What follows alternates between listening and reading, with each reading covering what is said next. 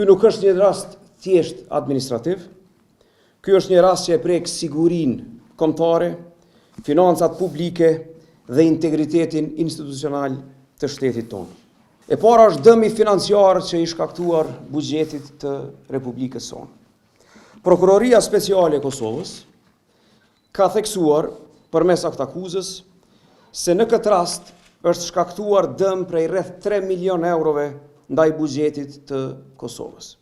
Dhe ky dëm përfshin rritjen artificiale të çmimit të grurit, rreth 200 euro mbi çmimin e tregut në atë kohë, sasi të padorzuara të mallit të blerë që është kryesisht vaj dhe sheqer, kontrata të palegjshme të transportit të këtyre mallrave që e tejkalojnë kontratën origjinale dhe pagesa 100% në avans e që është krejtësisht në kundërshtim me të gjitha ligjet e vendit, por edhe të gjitha praktikat e deritanishme. Përfshirja e personave privat në vendimarrjen shtetërore, që është një skandal i papam institucional.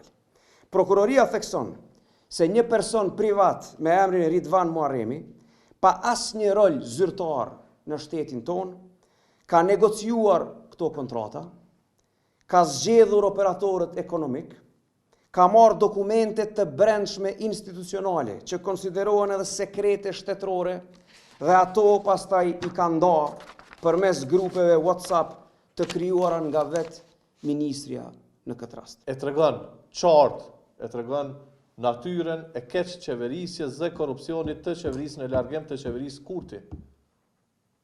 Nuk është çështja e vlerës, sa është çështja e natyrës kriminale të marrjes së vendimeve në këtë qeveri. Kryeministri ka ikë poshtë nalt, nuk është paraqitur si dëshmitar. Tani këtu në aktakuz figuron si dëshmitar, do duhet të ishte si akuzum, sipas vlerësimit tonë, për shkak se ka përgjegjësi penale dhe politike në këtë rast.